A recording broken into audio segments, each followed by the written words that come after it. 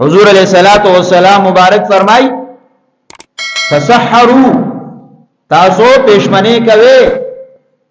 فإن فی السحور برکتا یقینا په پېشمنی کې برکت ده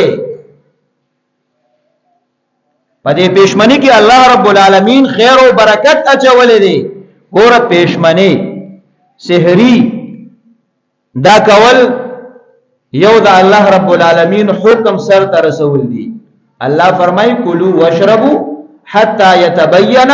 لكم الخيط الابيض من الخيط الاسود من الفجر تاسو خوراک او اسکاک کوي تر دې پوري چې دا شپې ټیم ختم شي او د سبا ټیم شروع کیږي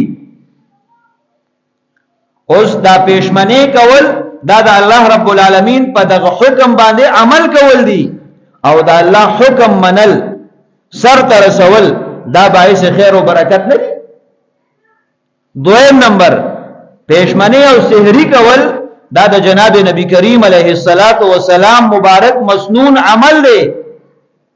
دا الله پیغمبر دا عمل کړی دی نو چې تم سحری کې د سنت او ثواب بدر ته ملاویږي نو مسنون عمل کول دا باعث خیر او برکت نه لري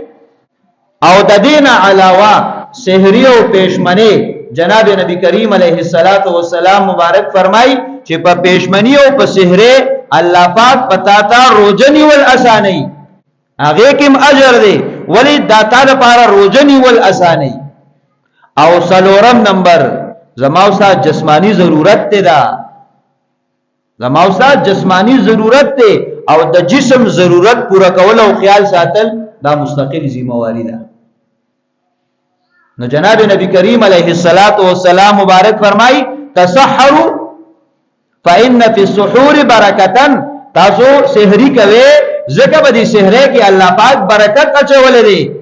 او جناب نبی کریم علیہ الصلوۃ والسلام مبارک فرمای ان الله وملائکته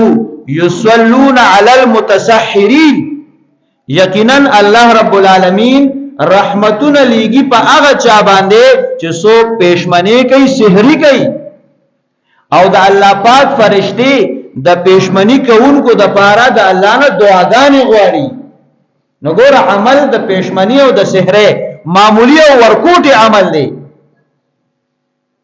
خو چکل دا عمل کی تا لگی آئی خوراک او اسکاک کی لگی آئی زان دا روجی تیاری کے روجی تا زان تیارے نګور دا الله رحمتونه در باندې نازلېږي او فرشتي د الله نه دعاګانې غواړي څومره د خیر خبره ده دې ته برکت ویل کېږي کنه او جناب نبی کریم علیه الصلاۃ والسلام مبارک فرمای چې زمونږه او د اهل کتابو پروژه کې فرق سره وی هغه پېشمنی کول دي اهل کتاب پېشمنی نه کوي روزه نيسي او زما امت وی دا با پیشمنی کئی روزه بنیسی وی زمان دا دوانو پا دی روزه که دا فرق دی دا پیشمنی دا فرق دی نو چکر تخپل ترجمانی دا مسلمانی که او دا جناب نبی کریم علیہ الصلاۃ والسلام مبارک دا امتی پا حیثیت باندی نستاو دا اہل کتاب پا مینس کی فرق پکار دی نو بیا دا سحری والا عمل دا ستاو دا غد روزی پا مینس کی فرق پیدا کئی دا ځان له مستقل او اهمیت لري او مستقل ذمہواری وګرځیدا چې تو خپل عمل د اهل کتابونو جدا کې او د چا په طریقې راولي د جناب نبی کریم علیه الصلاۃ والسلام مبارک په طریقه باندې او دغه د سحری عمل چې دومره برکتونه پکې پراته دي بعضی مسلمانان